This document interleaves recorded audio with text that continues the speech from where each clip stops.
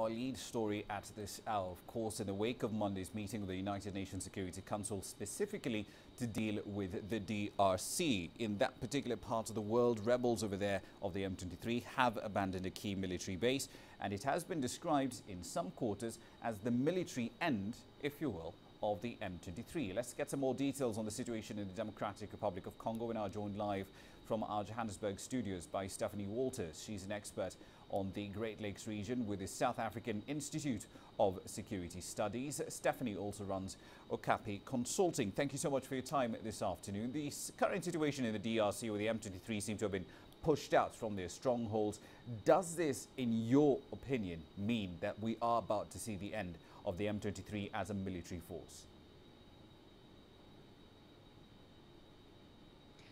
I think it's too early to tell. Certainly this has been the most significant defeat that the M23 have suffered since they were able to take the eastern city of Goma last year.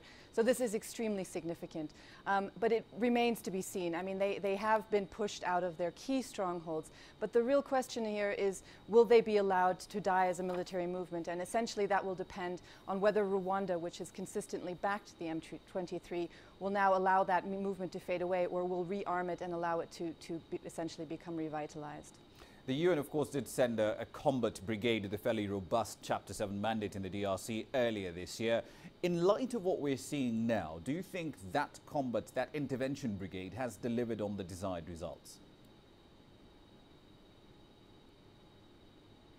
Absolutely. We don't have that many details yet about how the Force Intervention Brigade, what role it played, but certainly that was a significant support to MONUSCO, the UN mission there, and to the FARDC. And we know that in past skirmishes between the M23 and the FARDC, this brigade has played an important role. This will have been its most significant deployment since it was completed, since its contingent was completed earlier this month. So, yes.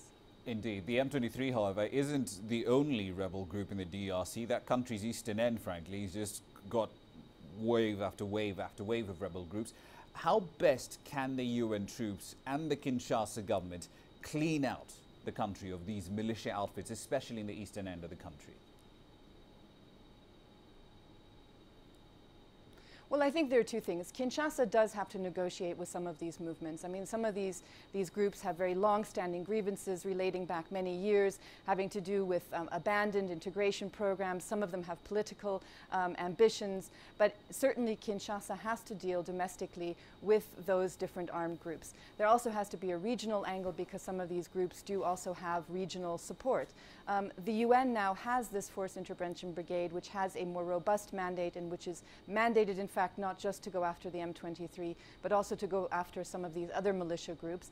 But of course, a military solution on its own will not succeed. There has to be a political solution domestically and regionally as well. Indeed. We'll have to leave it there, though. Thank you very much for your insights. That's Stephanie Wolters, an expert in the Great Lakes region with the South African Institute of Security Studies, who also runs Okapi Consulting.